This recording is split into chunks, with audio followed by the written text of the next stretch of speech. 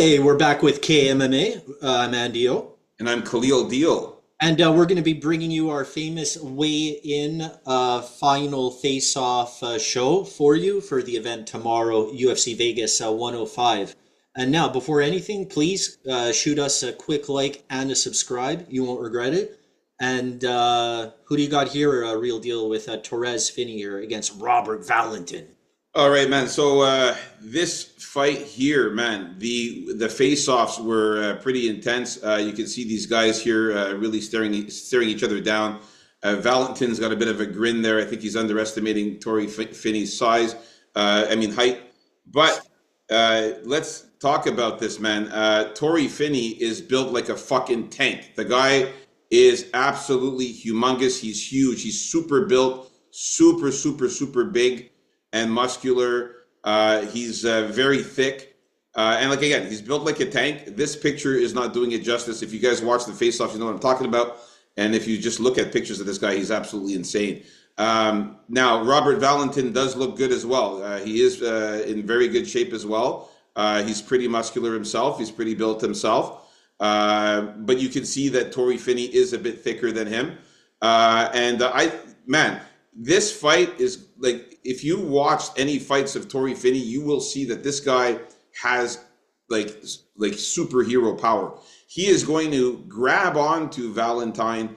I don't know if he's going to grab him by the waist or grab him by the legs, but I guarantee you, in this fight, he will lift up Robert Valentine in the air and slam him down. I saw every fight I saw of this guy, he does that. He grabs you, whether it's in the clinch, whether it's in the middle of the ring, doesn't matter where it is. He will grab you, pick you up in the air, and smash you on the ground. I saw a fight where I thought the guy was going to die.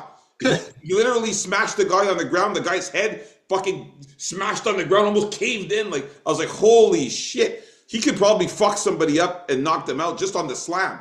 So, man, Tori Finney is the pick. I got him winning this one by KO or decision. I think he's going to somehow, some way, either knock him out, whether by slamming him or getting him down by wrestling and ground and pounding the shit out of him. That's what he's been doing. He's been getting his opponents on the ground, ground and pounding the shit out of them until they're fucking no longer moving. So I got Tori Finney, man, to get this one here.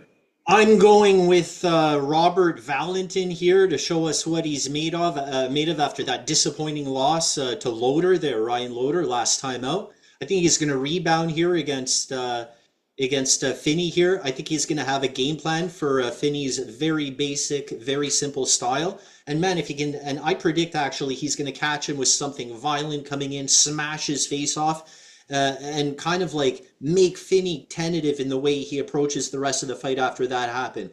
I think Robert Valentin is going to destroy Finney in this fight. Whoa, that's big words, man.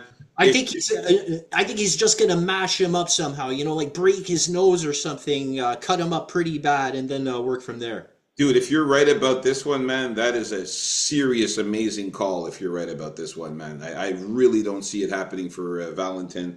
He's just a guy that I feel like just never really was able to get it done in the UFC, and he had one fight.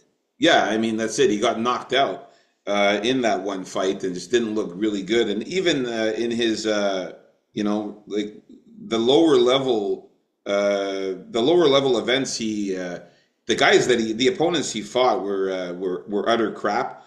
At least Tori Finney faced a couple of guys that were in the Dana White's Contender Series that were gonna get signed and go to the UFC. These guys that Robert Valentin faced were just bums that were in lower level promotions, not even going to have a chance to get. Finney faced ultra bums, if you want to put it that way, and it took him 3 times before getting into the UFC. It's harder to fight for such a huge dog here, but yeah, destruction. You'll see. All right, we'll see. Hey, man, if you're right about this one and I'm right about Pedro Falcao, man, this is going to be an awesome night for us. All right, let's move on up to the next fight here. We got Odi Osborne against Louis Garul here. For this one here, I got to go with Louis Garul. Look at the fucking look at the way this guy looks, Louis Garul. He looks pretty scary with these fucking snake tattoos everywhere, and he looks pretty fucking intimidating. Odi Osborne, same usual guy. He's obviously ripped.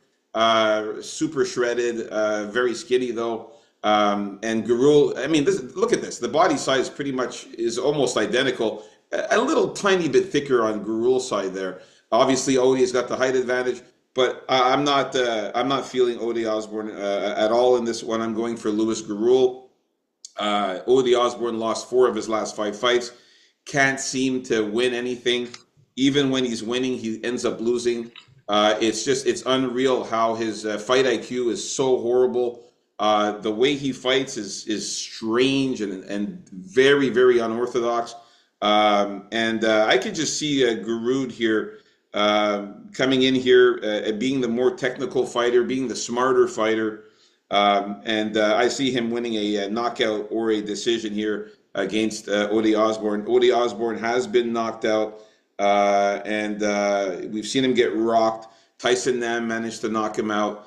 I just see Odie Osborne losing this one by KO or decision to Louis Gurul. I think he's just a better fighter, better fighting IQ, and he's going to do a better technical job out there. He's going to survive the onslaught of Osborne's first round onslaught, and then further on end up beating the shit out of him. So I got Louis Gurul here winning this one, KO or decision. Yeah, I really think Odie here has to win the fight in the first round, because if he doesn't, I think Gurul is just too smart with his combos and too wise defensively, and also he can grapple and is super durable. In his last couple of fights, he won his last fight by very short notice, and it was a very tough fight. And the fight before that, something was a little fishy about those circumstances too. But all in all, it proves that the guy's got grit, the guy's got toughness, the guy will fight to the end. And I think that's where he's probably going to put Osborne away in like the late second round or the third. So I'm going to call knockout or it's tough. Do I see a finish? Yeah, you know what? I'm going to call knockout or decision. All right, perfect. Me and you are in agreement. The third round, knockout third round or decision. Nice. All right, let's move on up to the next fight here. All right, we got Brad Tavares and Gerald Meerschaert. Okay, so here, got to stick with my boy GM3. And I was thinking before, you know, I know what I'm going to do with GM3 when it comes to the betting with this whole fight in general, but am I going to pick GM3 to win this fight? And you know what? I am. I think Brad Tavares has lost a step. I don't think his striking is that crazy better than Meerschaert's, although Meerschaert's is pretty shitty. And I know his takedown defense is good, but all it takes is one. And that's what I think Meerschaert's going to get. When that happens, I think he's going to find the sub in the second or third round. GM3, baby, for his, I think it will be his 29th sub. Yeah, man. I mean, obviously, like we talked about before, Gerald Meerschaert by submission is a must bet. But I got Brad Tavares to win this one, man. We have to remember a couple of things about Brad Tavares. One of the things is that he has never, ever been submitted in his entire career. You know, he fought guys like Jun Young Park, who is a very good grappler and who can get submissions. Gregory Rodriguez, who's also able to get submissions and has good black belt in jiu-jitsu. Bruno Silva is also a black belt in jiu-jitsu. Dricus Duplessis is also a submission guy. And none of these guys were able to submit Brad Tavares, but they were able to knock him out, which was one of the faults of Brad Tavares. He does get knocked out. Rodriguez knocked him out, and so did Bruno Silva. Well, he spent his whole career as having like a rock hard chin that doesn't get knocked out. So these knockouts have been happening recently too. Don't forget. Yeah. So his chin is a bit suspect, but I don't see Meerschaert having the power to knock out Brad Tavares. I think that Meerschaert needs to get that sub. And again, it's against the guy who's never been subbed. But again, anything can happen. What I'm seeing in this fight is why I'm picking Brad Tavares is the fact that, first of all, physically here, you can see he's the guy that's in better shape. He's more ripped. He's more muscular and built. He's more cut. Meerschaert's still in good shape as well, though. He's also lean and looks good. But you can see Brad Tavares there with those abs, that muscle power. He looks very, very, very sharp. And Brad Tavares is striking. It's not the same as Meerschaert's. I mean, Brad Tavares has crisp jabs, straight punches that rock you. Like, he hits very hard. We've seen Meerschaert get rocked a lot in his fights and go down even at times. I could see Brad Tavares knocking him down. Maybe not knocking him out right away, but knocking him down a few times. That'll look bad on the judges' scorecard there. We've seen Brad Tavares go to decisions many times. Why does he go? Why does he win decisions so much? Because he outvolumes his opponents with striking and Because he punching. doesn't have that much knockout power. I mean, he kicks you. He could rock you. Maybe he won't knock you out, but he could rock you, and he could also outvolume you with his kicks and his punches. He just throws a lot of volume, and makes it hard for guys to be able to get in close and get takedowns. Like I said, his takedown defense. I'm actually very curious to see what the percentage is of Brad Tavares' takedown defense. 80%. 80%. Nice. So there you go. That's super high takedown defense there. So it's going to be a struggle for Mearshart. And if Mearshart doesn't get the takedown or the sub, he's finished. So I'm going to go with Brad Tavares here to win by knockout or decision. Of course, you got to put something on Mearshart by sub, though. Anything can happen. And like you said, it just takes one takedown from Mearshart and it's game over for Brad Tavares. So Brad Tavares has to be super duper careful to not get taken down in this fight. All right, so we're in disagreement with this one. Let's move on up to the next fight here. We got Cortavius Romeus against Chang Ho Lee. So for this one, I got to go with Chang Ho Lee. Man, holy shit. Do you see the size of, you get that? Hey, Chang Ho Lee, holy shit. Yeah, anyways, that's the joke that's been going around. Holy shit. Yeah, he was always going to be much bigger. Yeah, look how much bigger he is, man. He's taller than Cortavius Romeus. He's bigger than Cortavius Romeus. He's also in great shape there. He's got those abs. He's very muscular. Cortavius didn't take off his shirt, but he's also in phenomenal shape as well. He's always way better shape. Always ripped, always looking great, Cortavius. But Chang Ho Lee, the size here. Look at the fucking eyes of Cortavius Romeus with those wide eyes. I don't know why he always does that wide eye look there, like he's fucking either just stuck his finger in an electric socket or something. But what the fuck, man? But anyways, I like Chang Ho Lee here, man. I think that he's going to be the better fighter. He's more crisp. Again, he's the South Korean Khabib, right? He's got good chain wrestling and grappling. He's going to get the fight to the ground. I think he's better on the ground than Cortavius. I think Cortavius scrambles a little too much and tries to get submissions that he can't really lock in. And on the feet there, Chang Ho Lee is very good as well with his crisp punches.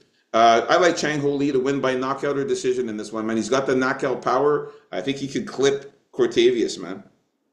Yeah, Cortavius' lack of kind of striking is what makes a difference in this fight too.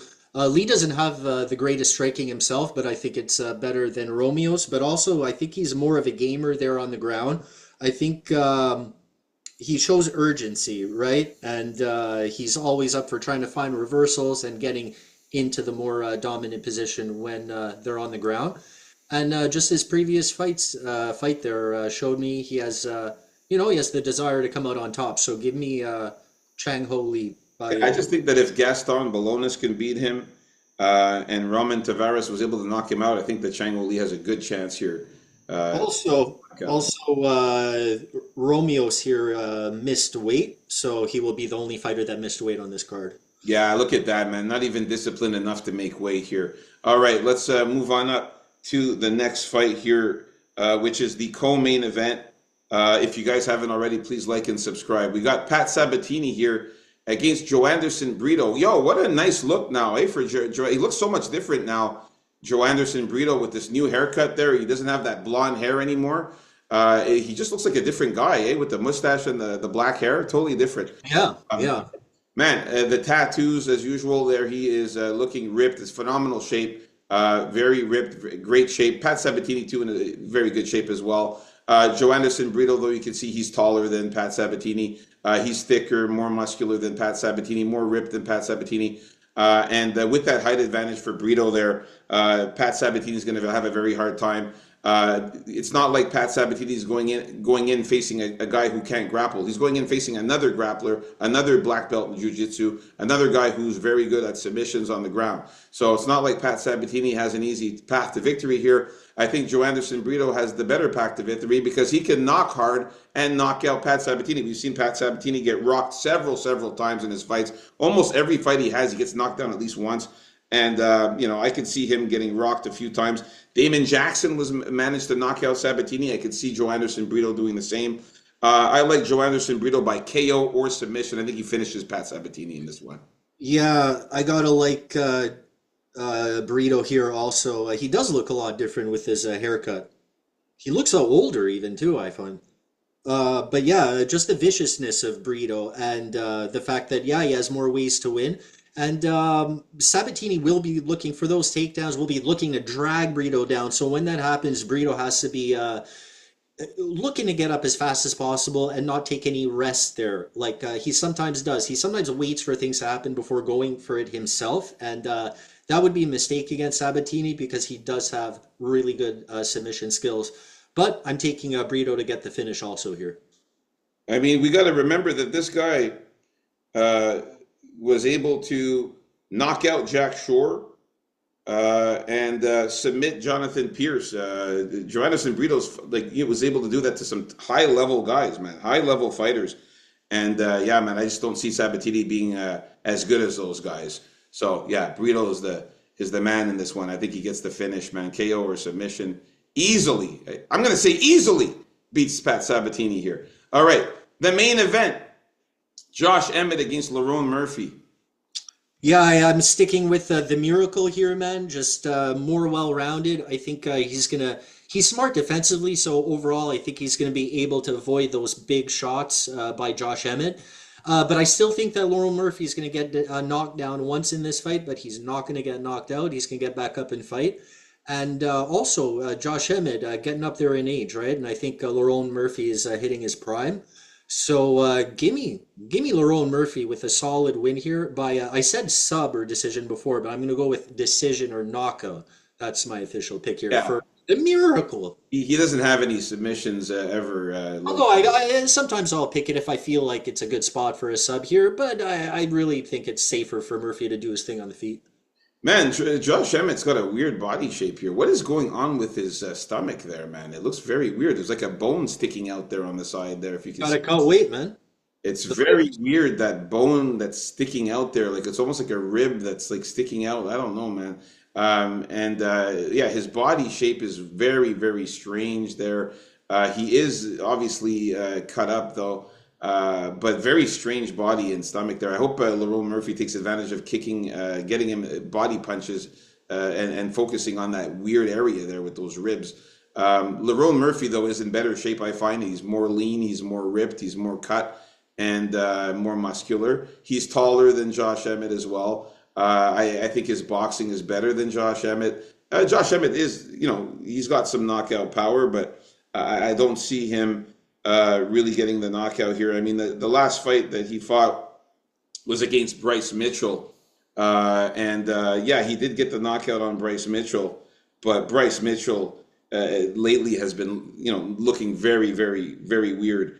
And then he lost to Ilya Tapuria, and Yair Rodriguez subbed him. So, I mean, look, the fights that Josh Emmett's had are against high-level opponents, but, it was the wins that he has is against guys that are like, either washed, like Calvin Kattar, Dan Ige, Bryce Mitchell. So these are guys that I find are like kind of like coming to the tail end of their careers. Whereas Lerone Murphy, as you said, he's right in his prime and on a tear, having not lost any fights, 15-0. The height and reach advantage, man, 3.5-inch reach advantage for him. I told you guys in the other show that he's going to piece him up on the feet with the jabs and the punches and keep a distance and fight a Lerone Murphy style fight. And I think he's going to win this one by knockout or decision. So there you have it, folks. Our final predictions, thoughts, and face-offs for the main card. Coming up next is our official bets video. Stay tuned. Loving this, man. Loving this card, man. It sucks that we lost the fight, but man, this card is it's still looking pretty good.